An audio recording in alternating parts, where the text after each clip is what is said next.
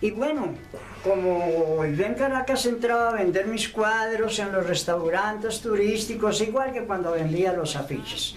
Entraba a todos los restaurantes turísticos, exponía mis cuadros y allí la gente me iba comprando cuadros para México, para España, para Portugal, para Italia. Yo vendí cantidad de cuadros en aquel entonces en esa forma. Luego de pronto me sale una exposición en Madrid, España. Se me presenta un turista que por más recuerdo que él no me compró cuadros, pero me dijo que él quería que yo fuera a exponer a su galería. Él tenía una galería en Madrid, España. Y bueno, saqué el pasaje y me fui para allá, me fui para Madrid, hice una exposición de 20 días. Y en esa exposición vendí por ahí, expuse 25 o 30 obras, vendí más o menos la mitad y me quedó la mitad. La otra mitad, un señor de un restaurante me compró 10 y me quedaron 5 cuadros para llevármelos para París. En París, estos cuadros también, hice la misma historia, ir a los restaurantes buenos, así de gente de lujo, y los iba vendiendo yo. Vendí, bueno, el resto de cuadros que llevé para París, los vendí todos. Pero bueno, venía una situación en la que yo tenía que financiarme, empecé a tocar en el Metro de París. Esto se lo voy a narrar en mi historia de vida musical, posteriormente. Luego, en París duró 6 meses, vivía así, de vez en cuando iba a los restaurantes a que me compraran un cuadro y lo combinaba con las presentaciones de música, cantando y tocando guitarra en el Metro de París. Bueno, después regresó a Venezuela y da la casualidad que en la misma semana que yo regreso a Caracas, ahí llega y se devalúa el bolívar. Ya pasa de ser a 4.30, pasa a ser a 14 bolívares por dólar. Esta fue una situación que a mí no me cayó bien para nada. Entonces me vine de Venezuela, llego a Bogotá y empiezo en las primeras semanas a vender cuadros en oficinas de abogados por todo lado, bregando a vender mi pintura y a pintar.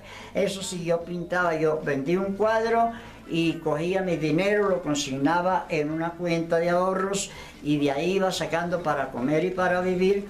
Total que yo llegué a amontonar muchos cuadros pintados, pero las ventas no, poco a poco fueron decayendo porque yo no regresé a hacer grandes exposiciones y había que mover eso con dinero y yo no lo tenía de todas maneras. Total que seguí así, seguí un poco de años vendiendo de vez en cuando un cuadrito para de ahí financiarme. Vinieron unos años supremamente duros, supremamente difíciles para mí. Entonces dije, bueno, yo necesito llegar a alguna parte con mi vida porque ¿cómo voy a hacer? No ser famoso, ser un Picasso, un Van Gogh en la pintura, esto para mí es muy complicado.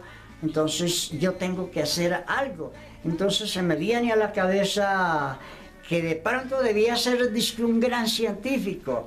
Averigüé, tomé, recopilé información de cada carrera, qué futuro tenía. Entonces se me daba la oportunidad de estudiar en una universidad que es la Universidad Nacional Abierta y a Distancia, UNAD.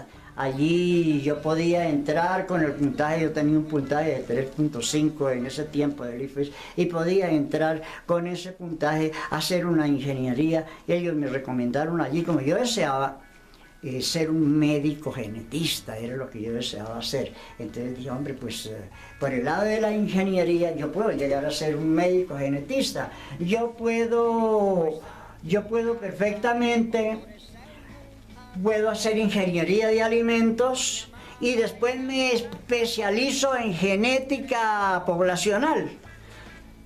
Y me entré con esa ilusión a estudiar ingeniería de alimentos. Les digo la verdad, hice 8 semestres. Allí batallando con el cálculo diferencial, integral, con las matemáticas, con la química, me dio muy duro, pero yo estudiaba mucho y iba sacando los semestres. De pronto me vi sin un centavo para continuar mi vida de estudiante, no tenía ni para la inscripción, ni para los libros, ni para el arriendo, ni para la comida. Yo me vi de aquí. Tuve que salirme tuve que dejar la universidad. Y de pronto dije, ¿qué hago yo con mi vida? Me voy a Caracas. Pero por esos días esto vino a ser ya, yo había dejado, ya hacía como unos años había dejado la ingeniería. Y por allá en el 2012, a comienzos del 2012,